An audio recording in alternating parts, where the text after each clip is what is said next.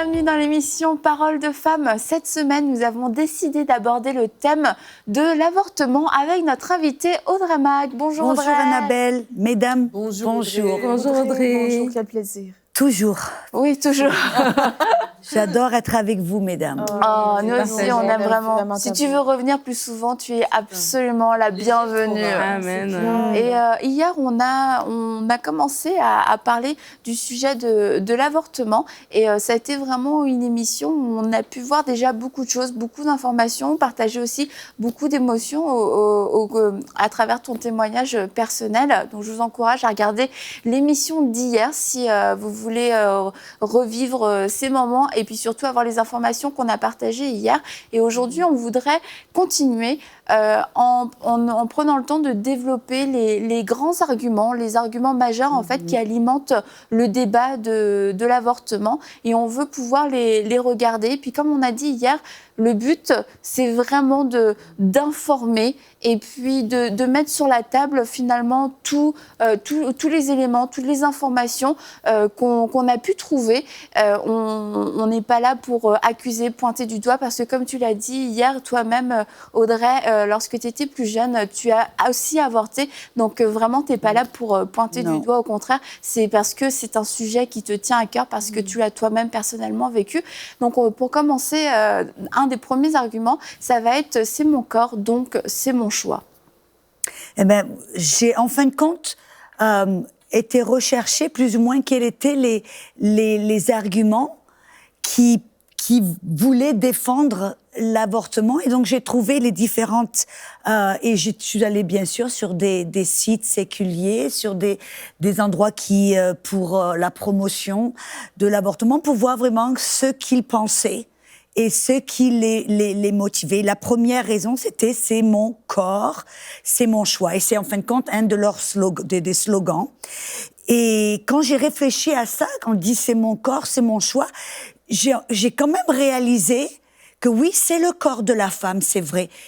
Mais ce qu'elle a à l'intérieur, certains l'appellent un embryon, un fœtus, un enfant, est-ce que c'est son corps ou ça fait simplement partie de son corps ? Et en fin de compte, on découvre que ce bébé a un ADN qui est différent, un système, un groupe sanguin qui est différent, même des empreintes digitales qui sont différentes, ce qui en fin de compte le rend unique. J'ai même découvert qu'il avait 23 chromosomes de la mère et 23 chromosomes du père.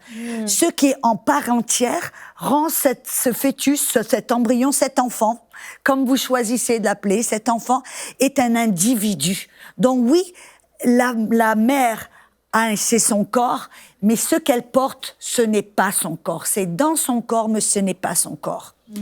Et puis, quand l'argument qui vient après, c'est que ce qu'elle porte dans son corps, ce n'est qu'un amas de cellules. Ce n'est qu'une masse de chair, un amas de cellules. Ce n'est pas un être humain. Et l'argument, en fin de compte, qu'il utilise, que si c'était un être humain, eh ben, un être humain, c'est quand il peut prendre soin de lui-même sans la mère. D'accord. Mais en fin de compte, tu en parlais même hier, et peut-être que tu peux le dire, que si cet enfant, il était... On a dit beaucoup de choses, c'est vrai. Mais on en discutait Anne et moi hier, et puis on disait, et tu as dit, mais cet enfant, même quand il est hors du ventre de la mère et que vous le mettez là sur le côté, sans la mère, il ne peut pas prendre soin. Oui, un nouveau-né, même de quelques semaines, il n'est pas capable de survivre tout seul. Donc, est-ce que ça veut dire qu'il n'est pas un être humain ? Mais non, c'est ça, c'est voilà. pas un argument viable. Donc, c'est ce qui m'amène, pour moi, c'est ce qui m'a amené à réfléchir à chaque argument. J'ai commencé un peu à réfléchir en me disant, pourquoi ils disent ça ? Et en fin de compte, un des arguments majeurs, c'est que cet enfant, l'avortement, on peut arrêter la vie de cet enfant parce qu'il ne sent pas la douleur. Ce qui, en fin de compte, déculpabilise, déresponsabilise un peu la personne, dit il sent aucune douleur, donc c'est pas grave. Et donc, dans mes recherches, j'ai en fin de compte découvert des témoignages de chirurgiens, de neurologues, je peux même vous donner les noms, Dr Paul Ranalli. Et écoutez ce que Dr Paul Ranalli a dit, il dit à 20 semaines, le cerveau du fœtus a l'ensemble des cellules cérébrales prête à recevoir des signaux de douleur. Et l'activité électrique du cerveau peut être enregistrée par encéphalogramme. Et c'est un docteur, il n'était pas... C'est le neurologue dont tu me parlais? Les neurologues? Non, c'est l'autre. Il y a aussi un neurologue, Dr Robert White. Okay. Il est professeur de neurochirurgie. Okay. Et il a dit un enfant en 20 semaines de gestation est pleinement capable de ressentir la douleur. Il est même allé un point plus loin, il a dit, sans aucun doute, l'avortement est une expérience terriblement douloureuse pour tout enfant soumis à ce genre d'intervention. Donc là, c'est l'avis d'un chirurgien, d'un neurologue de l'université de Toronto et d'un neurologue, professeur de voilà, un chirurgien, un neurochirurgien. Et ce sont deux docteurs qui ont dit, ce fœtus, cet enfant peut ressentir de la douleur. C'est souvent un argument à l'histoire de ne pas ressentir la douleur, mais c'est... Même à la naissance, je me souviens, j'avais un bébé qui avait nécessité des soins et on lui avait piqué sous le pied et là, pour une intraveineuse. Puis on m'avait dit, non mais il souffre pas, il ressent rien. J'ai dit, mais il ressent rien. Et ça, c'est un argument qu'on retrouve beaucoup concernant les bébés, ce qu'on fait aux bébés. Non mais il a pas mal. Mais la preuve que non. Et ça vient aussi peut-être du fait que le bébé, qu'il soit d'ailleurs dans le ventre ou même à l'extérieur dans le cas de ton bébé. Et c'est vrai, je me souviens, moi aussi à la maternité, on m'avait dit « Ah non, mais ils sentent rien, de toute manière, on les manipule, etc. » Et c'est parce qu'en fait, ce sont des êtres humains qui n'ont pas ils manifestent pas, puis ils peuvent pas dire, ils font pas « aïe ». Ils pleurent, oui, mais ils pleurent parce que ceci, ou alors dans le ventre, ils ne pleurent pas. Mais, et du coup, leur silence est peut-être perçu finalement comme une approbation ou une espèce d'indifférence ou d'immunité contre la douleur. Et là, je n'avance pas de faits, moi, médicaux, mais est-ce que parce que quelqu'un est silencieuse, est-ce que parce que quelqu'un ne peut pas faire valoir ses droits, est-ce qu'on peut se permettre de parler à la place de cette personne, finalement? C'est certain aussi, je pense, que le fait de déclarer qu'un bébé, un fœtus qui est encore dans le sein de sa mère ou même assez formé, de dire qu'il ne ressent pas la douleur, ben, je pense que c'est un peu de jouer à l'autruche parce que, en fait, ce que je veux dire, c'est que ça nous enlève peut-être un peu de culpabilité aussi de dire, ben, moi, je choisis de cesser la vie de cet enfant. Et si je me dis que cet enfant-là ne souffre pas, eh bien, peut-être que ça m'aide à faire passer... Me réconcilier avec Oui, mais ça me réconcilie avec cette décision, ça me réconcilie avec ce choix et qui fait partie de nos mœurs aujourd'hui. Ce que je trouve spécialement très intéressant à ce sujet, j'étais il y a à peu près 2 semaines en Suisse. Et alors que j'étais là, assis à une table de restaurant, puis j'étais avec un monsieur qui avait une formation de restauration et tout ça. Puis il me dit, oh, la Suisse, on vient juste de passer une loi. Elle était passée en fin de compte le 1er mars. Donc c'était tout récent. Une loi qui interdit aux restaurateurs ou même aux personnes qui cuisinent de mettre des homards dans de l'eau bouillante parce qu'ils vont sentir... Des homards vivants. Voilà, vivants dans l'eau bouillante parce qu'ils vont sentir de la douleur. Et je trouve ça un petit peu... Je me dis, mais il y a l'air d'avoir un petit peu quand même un double langage. Peut-être ça vire à l'hypocrisie aussi, que d'un côté, on est tellement concerné de la douleur d'un homard, mais de l'autre côté, très facilement... On dit non, l'enfant, il sent rien. Le bébé dans le ventre ne sent rien. Alors, c'est vrai qu'aujourd'hui, on va très facilement à la défense des animaux, mais à la défense du bébé, par contre, il y en a un petit peu moins qui vont peut-être être de... C'est-à-dire, on va s'émouvoir de la douleur d'un bébé qui vient de naître, par exemple. Hein, j'ai entendu récemment, il y avait une histoire, je pense que c'était à Toronto, une jeune fille qui avait accouché, qui avait jeté le bébé dans les poubelles. Et donc là, tout le monde était complètement dans l'émotion à son comble parce que le bébé avait été retrouvé dans les poubelles. Mais ce même petit bébé aurait été En tout cas, on lui aurait enlevé la vie plusieurs Une heure mois avant ou une heure avant. Dans certains cas, oui, Peut-être. apparemment, puisque à ma grande surprise, j'ai appris qu'on pouvait encore avorter jusqu'à un stade très très avancé de la grossesse. Je vais dire, ça aurait ému personne, en tout cas pas grand monde. Mais là, juste après la naissance, du coup, on s'émouvait de sa souffrance. Ce qui est bien, mais pourquoi est-ce qu'on sent... On ne se sent pas on se sensible sent à la beaucoup moins douleur concerné. Je pense que c'est un peu comme une politique de l'autruche. Comme on ne le voit pas, il est caché au regard, il est dans le ventre, on ne le voit pas. Moi, je suis grand-mère pour la 2e fois depuis une semaine. Quelques jours, même pas une semaine. Félicitations. Merci. Mais je me suis rendu compte, en fait, qu'il y avait des gens qui m'ont dit « Ah, alors, t'es grand-mère ». Je dis « Non, moi, ça fait 9 mois que je suis grand-mère pour la 2e fois. Parce que ce bébé, même si je le voyais pas, il bougeait, il donnait des coups de pied. Je le voyais dans le ventre de ma fille qui faisait des bosses. Elle était là, la petite fille. Et donc, j'étais déjà grand-mère. Je ne suis pas devenue grand-mère à 16h24 tel jour. J'étais déjà grand-mère. Et je pense qu'il y a vraiment une vision de l'autruche. Et tant que c'est dans le ventre, on ne veut pas le savoir, on ne le sait pas. Mais une fois qu'il est né, là, il existe. Et je pense, en tant que femme, on peut prendre aussi le temps de s'arrêter.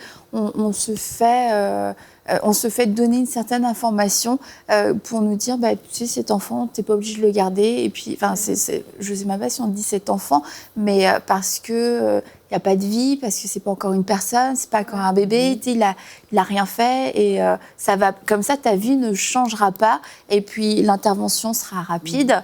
Et puis demain, on verra d'ailleurs en quoi consistent réellement ces interventions. Et on pourra vraiment mettre des images sur ces mots, parce que ça reste quand même un concept un petit peu flou. Et de se dire, qu'est-ce que je disais, que voilà, on a tous ces arguments qui nous sont donnés. Et c'est vrai que ça facilite cette pensée de se dire, c'est pas le bon moment, je l'avais pas prévu. Tu sais, après tout, si vraiment c'est juste un petit amas de cellules... Bon, tu sais, je ne suis pas en train d'enlever une vie, c'est pas si grave que ça, mais il faut avoir aussi donc l'information qu'on a donnée, entre autres, et qu'il y a un ADN, un code génétique qui est déjà propre à ce bébé. Et est-ce que, à partir de ce moment-là, est-ce que vraiment, dans ma conscience, je considère qu'il y a de la vie, ou est-ce que je considère qu'il n'y a pas de vie ? Moi, j'ai pensé à ça fait pas longtemps. Je me suis dit, au printemps 1966, j'étais un embryon dans le ventre de ma mère. Parce que je voyais à la télé les femmes qui disaient pour le droit des femmes, et je suis la première à défendre le droit des femmes. S'il y en a une, c'est moi ici. Et je me suis dit, mais c'était moi déjà au printemps 1966, c'était la même moi, même ADN, même programmation là. C'était moi. Et il y avait à l'époque une loi qui a protégé mon droit. Le droit, et ma mère n'a pas avorté de moi parce que au printemps 1966, elle n'aurait pas pu. Et on a protégé mon droit à cette époque-là de la même manière qu'on protège mes droits maintenant. Quand on milite pour le droit des femmes, on milite pour le droit de quelle femme exactement ? Parce qu'il y a techniquement, statistiquement, un bébé sur 2 qui est avorté, qui est une fille, à peu près. Il y a un peu plus de filles que de gars à la naissance. Ou non, un peu plus de gars, oui c'est ça, que de filles. On va dire moitié-moitié, pour faire simple. Ça veut dire qu'il y a la moitié des avortements, c'est des petites filles qui ont été avortées. Alors on parle du droit de quelle femme exactement ? C'est ça, en fin de compte, on doit se poser la question. Un des autres arguments aussi, qui est amené, c'est que l'enfant dans le ventre de la mère n'a aucun droit humain. Et moi, ça m'a amené... Oui, ils disent n'a aucun droit humain. Et donc, ce qui m'a amené... Je suis allée pour faire des recherches pour savoir quels étaient les droits humains. Et donc, j'ai regardé dans la Convention européenne des droits humains, et il y a différents articles. Et j'ai vu que les premiers 6 articles, l'article numéro 2, c'est le droit à la vie. L'article numéro 3, droit de ne pas être soumis à la torture et à des traitements dégradants. Le droit numéro 5, droit à la liberté, à la sécurité. Et l'article 6, droit à un procès équitable. Et donc, j'ai pensé à ça, j'ai dit, waouh, donc on enlève ces droits à un enfant qui est dans le ventre de sa mère, qui devrait être dans le droit le plus sécure au monde, l'endroit où il est supposé être protégé, où il est supposé être nourri, et c'est là où il est le plus en danger, parce que on se pose la question, on se dit, ok, il n'a pas les droits humains. Est-ce qu'un être humain, est-ce qu'on pourrait discriminer, par exemple, pour sa race ? Voyons, on dit, est-ce que parce que vous avez une race différente, on va discriminer les droits humains ? Est-ce qu'on va discriminer la couleur de la peau ? Ou est-ce qu'on va discriminer avec par exemple, femme ou homme ? Ou discriminer le lieu de résidence ?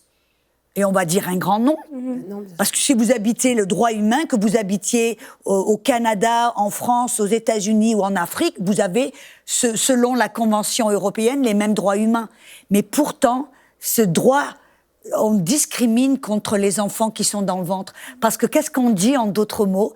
Eh ben, parce que tu es dans ton lieu de résidence, le ventre de la mère, ben, tu n'as pas de droit humain. Parce que, et c'est ça qui est intéressant, que c'est cet enfant, il est dans le ventre de la mère à 5 mois, et ben, s'il est hors du ventre à 6 mois, par exemple, parce qu'à 6 mois, ils peuvent vivre et ils peuvent être hors du ventre de la mère. S'il est dans le ventre de la mère à 6 mois, on lui dénie, on lui enlève ses droits humains, et puis si par hasard il est prématuré et puis il est hors du ventre de la main, ben, tout d'un coup, il a des droits humains. On se dit, mais ça, c'est injuste. C'est injuste, en fin de compte. Et ça nous pose la question, c'est la grande question, est-ce que cet enfant est un être humain? Et il y a aussi un autre argument, je crois qu'on a besoin d'en parler, c'est qu'on dit, la plupart des personnes qui veulent un avortement, et comme on a dit, elles le font pas d'une manière méchante ou malicieuse, c'est souvent par ignorance, parce qu'elles ne savent pas toute l'information, et c'est pour ça qu'aujourd'hui, on n'est pas là pour accuser, on est là pour mettre toute l'information sur la table, dire, ben voilà, vraiment, vous avez ce côté, puis voilà maintenant l'autre côté. Mais la plupart des femmes qui se font avorter, on a découvert, c'est parce que elles ne sont pas financièrement, elles ne se sentent ou émotionnellement, elles ne se sentent pas capables d'élever un enfant. Mais déjà, dans l'argument du droit humain, c'est ça qui a été beaucoup utilisé pour justifier l'avortement, justement en disant que le corps appartient à la femme et c'est sa décision tant que l'enfant n'est pas sorti du corps. Et des fois, les femmes ont dit ça, je t'ai donné la vie, tu vas dire à ton enfant, je t'ai donné la vie. Mais il y a vraiment quelque chose que le Seigneur m'a montré. J'ai porté la vie, j'ai pas donné la vie. C'est Dieu qui donne la vie. Et ça, c'est vraiment quelque chose qu'on doit comprendre. Nous portons la vie, oui, mais ce n'est pas nous qui la donnons. Parce que même quand on va se retourner en arrière, on pourra pas dire c'est à ce moment X que l'enfant a été conçu. On peut dire oui, c'était dans cette semaine, mais vous ne pourrez pas décider demain je conçois un enfant. Non, vous pouvez essayer. Ils ont essayé, mais c'est Dieu qui donne la vie. Et ça, c'est vraiment important alors qu'on parle de toutes ces informations. Vraiment, l'émission d'aujourd'hui, c'est tout simplement une émission d'information. Et vous qui nous regardez, d'écouter ces informations-là avec ça comme arrière-plan. Et c'est vrai, dans les statistiques, j'ai été sur le site d'Avortement Canada. Et il disait que beaucoup de statistiques, j'ai regroupé à peu près 42% des raisons. C'est soit parce que la personne se trouve dans une situation financière précaire, donc elle ne peut pas financièrement s'occuper de l'enfant. Des fois, c'est des couples, on a dit hier que la plupart des avortements, c'est des couples, c'est des femmes mariées, c'est des femmes adultes en tout cas, qui sont en mesure de subvenir à leurs besoins. Mais parce qu'elles sont dans une situation financière délicate ou peut-être que c'est un 4e enfant alors qu'on n'a vraiment plus l'espace pour, ça va justifier, ça va pencher pour l'avortement. Ou encore parce qu'elles ne se sentent tout simplement pas prêtes. Elles ne se sentent pas prêtes parce que c'est une grossesse qui est imprévue. Et d'autres arguments aussi, c'est parce qu'il y en a qui vont avorter parce qu'elles sont jeunes.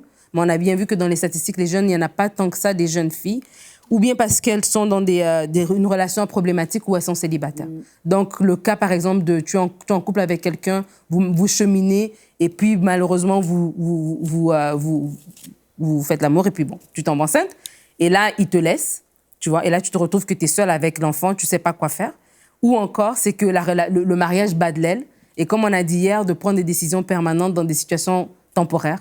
Oui, peut-être votre mariage bat de l'aile aujourd'hui, mais c'est pas demain, votre mariage va pas battre de l'aile pour toujours. Dieu peut restaurer. Mais parce que la grossesse arrive dans ce moment difficile, un peu vulnérable. Les gens sont vulnérables. Et vraiment, ils prennent des décisions là-dessus. Vraiment, dans toutes les statistiques que j'ai pu reprendre, vraiment la majorité, je dirais à 60%, c'est ça les raisons. Les raisons de la santé de l'enfant ou de la mère ou des raisons d'inceste ou de violence sont vraiment, ou de viol, pardon, sont vraiment minimes. Mais la majorité... dit que c'était simplement parce que ça, c'est aussi un argument et un grand argument qui dit, le viol, l'inceste, doit y avoir l'avortement. Et en fin de compte, on en parlait hier que ce n'est que 1%. C'est 1%. C'est ça, 1% des cas. 1% les cas de grossesse suite à viol ou inceste. c'est pas la majorité des grossesses. Et là encore, même plus tard dans la semaine, on va parler des témoignages des personnes qui ont eu des grossesses par là, mais quand même qui ont eu une autre alternative que l'avortement. Moi, j'avais lu aussi, tu en avais parlé dans la première émission, Anne, qu'il y avait aussi beaucoup de femmes, des femmes de carrière ou même des jeunes filles qui sont à l'école, que des fois, on a l'impression qu'avoir un enfant, ça va détruire la carrière, détruire la vie. Et... C'est sûr qu'il va y avoir un impact, on ne va pas minimiser. Oui. C'est vrai, peut-être que ta carrière va être fichue, peut-être que tes études vont être fichues, mais après, il faut mettre tout dans la balance. Et puis, dans ce que tu disais, ça me faisait penser à une chose importante, c'est qu'on ne peut disposer que de ce dont on est propriétaire. Ma voiture, je peux la jeter, elle m'appartient. Je peux l'acheter. Des choses qui m'appartiennent, je peux en disposer. Même mon chien, je peux aller le faire piquer chez le vétérinaire, il m'appartient. Personne va venir me dire, non madame, mais ce chien est à moi, donc je peux, si je veux, aller le faire piquer, mon chien. Mais est-ce que l'enfant que je porte, c'est ma propriété ? Et tu as mis le doigt sur quelque chose d'essentiel, je ne donne pas la vie, je la porte. Et il faut bien réfléchir sur cet enfant. Est-ce que je suis propriétaire de cet enfant ou pas ? Parce que c'est ça, le débat. Si je peux l'avorter, c'est parce que j'en suis propriétaire. Une chose aujourd'hui, c'est qu'avant, autrefois, on parlait de l'avortement vraiment dans des cas où c'était relié à la honte. Souvent, c'était une grossesse hors mariage, un viol, un adultère. Exactement, oui, c'est ça. Mais aujourd'hui, c'est vraiment encouragé par commodité. Et comme tu en as témoigné hier, Nadine, qu'on t'a proposé ça quand tu étais une femme mariée, que c'était ton 3e enfant, c'est comme si maintenant on n'encourage que ça. Et il y a vraiment une pression sociale de nos jours où choisir la vie est devenu presque... Honteux. C'est honteux et c'est ça qu'on jette la pierre à celle qui choisit la vie. Et il faut juste remettre dans la balance que c'est un choix de vouloir choisir la vie encore. S'il y en a qui nous écoutent... Si je peux me permettre, Baptiste, juste pour nuancer quelque chose, parce que c'est entièrement vrai quand les personnes, comme ce que tu témoignais dans l'émission d'avant, jugent que, selon les critères de la société dans lesquels tu es dans une situation, ça serait plus logique d'avorter. Mais par contre, on va pas toujours être dans ce schéma-là. Par exemple, on va quand même glorifier les femmes qui tombent enceintes, qui choisissent d'être enceintes et tout. Donc, quand il y a une question de choix, là, on va l'accepter. Et on va par contre faire pression sur les filles dont on juge qu'elles sont dans une situation. Tu disais, c'était ton 3e enfant. Pour la médecin, c'était logique, qu'elles étaient trop rapprochées, tu n'étais pas dans une meilleure situation. Donc là, on va juger que tu ferais mieux d'avorter. Mais dans certains autres cas, quand même, on ne va pas toujours nous pousser à ça. Mais on va juger, on va se substituer à toi pour juger si c'est bien fondé ou tu es étudiante. Puis le médecin va dire, tu devrais te faire avorter. Ce qui est aussi le cas et une des raisons, c'est que si l'enfant est trisomique ou handicapé ou a des défauts quelconques, là, la pression va encore plus grande et ce n'est même plus une pression, ça devient une obligation que tu dois avorter l'enfant. Et là, quand j'ai commencé à étudier, à regarder, pour moi, c'était bizarre parce que je me dis, mais ça, c'est de l'eugénisme. Et c'est quoi l'eugénisme ? C'est décider qui a le droit de vivre, qui n'a pas le droit selon leur santé, selon leur race, selon ce qu'ils contribuent à la société. Et je m'excuse parce que ça va l'air d'être un petit peu peut-être fort, mais c'est exactement la même logique que Adolf Hitler il a utilisé quand il a vu, ce qu'il a fait, il a commencé à éliminer tous les gens qui étaient handicapés. Ça a été la première chose dont il s'est occupé. Et puis plus tard, bien sûr, on sait ce qui est arrivé. Mais est-ce qu'on juge la valeur d'une personne par la santé, la race ou combien de rentabilité et combien il apporte à la société, ou alors parce que c'est une valeur humaine. Et je crois que c'est là où on en vient de savoir que cet enfant, il a de la valeur. Et c'est ça qu'on veut apporter, on veut amener cette culture de la vie, que c'est Dieu qui nous aime. Et quand Dieu nous dit de pas faire quelque chose, c'est pas parce qu'il est le Père fouettard pour nous taper sur les doigts, on dit non, fais pas ça, parce que Dieu qui est amour, il a il est vie. Jésus a dit, je suis la vie. Et il aime la vie et il nous aime tellement qu'il sait que quand on se donne à certaines choses comme le sexe en dehors du mariage ou de l'avortement, c'est-à-dire détruire une vie que lui a créée à l'intérieur, on va avoir, nous, il y a des choses qui vont nous faire du mal. Et Dieu nous aime tellement, je crois que c'est pas qu'il veut nous dire non. Comme tu as dit avant, voici la vie et la mort, choisis la vie. Parce que Dieu est un Dieu de vie. Il est dans la culture de la vie et de l'amour. Et c'est ce qui est dans le ventre d'une femme, c'est Dieu qui nous l'a confié. Et parce que Dieu aime la vie et c'est à nous de nous en occuper. Et ça a de la valeur. Pas parce qu'il est en bonne santé ou pas en bonne santé, mais parce que c'est parce que on nous l'a confié et puis c'est de la vie. Et puis, pour en revenir aussi à ton point, Mathilde, c'est qu'en fait, dans la balance, il y a la commodité et il y a la vie, en fait. Et que lorsqu'on propose avec insistance de porter les yeux sur la commodité, qui sont réels, finalement, je veux dire, dans certains cas. Mais ce sont de vrais arguments qu'on donne. Oui, c'est vrai que cette grossesse-là n'était peut-être pas prévue et que ça va changer totalement le parcours de ma vie si je choisis de garder cet enfant.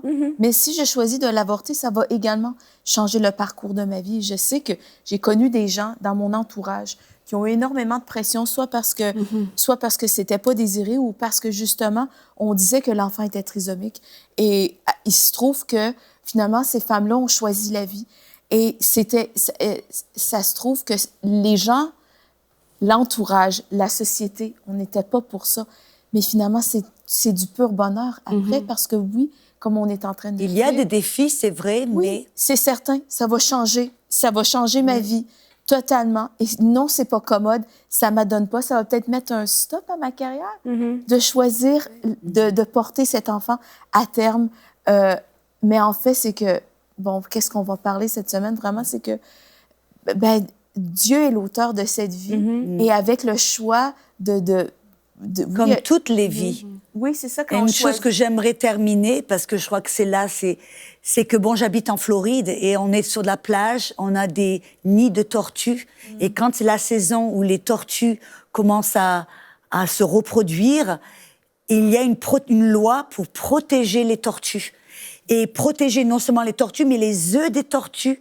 Et cette loi dit que si on harasse, si on détruit, si on touche, si on dérange même les nids ou les œufs, on peut avoir 250 000 $ d'amende et peut-être même 1 an de prison. Et on voit là qu'il célèbre la vie. Et moi, je suis tout pour protéger les tortues. J'aime les tortues. Mais demandons la même valeur pour des enfants dans le ventre d'une mère. Eh bien, merci beaucoup, mesdames. On va se retrouver demain. Et demain, nous allons parler des procédures de l'avortement. Comment se passe réellement un avortement? Non, c'est pas demain? On va parler demain, c'est pas vrai. Ce sera après-demain. Donc, je m'avance un peu trop. Mais demain, nous allons parler du développement de l'enfant pour que vous puissiez encore plus avoir votre avis. Est-ce qu'il y a de la vie? Est-ce que c'est un être humain? Est-ce que cette vie en vaut la peine? Est-ce que ça... pour vraiment peser le pour et le contre dans vos décisions et dans vos convictions. Donc, c'est dit à demain pour une prochaine émission de Paroles de Femmes.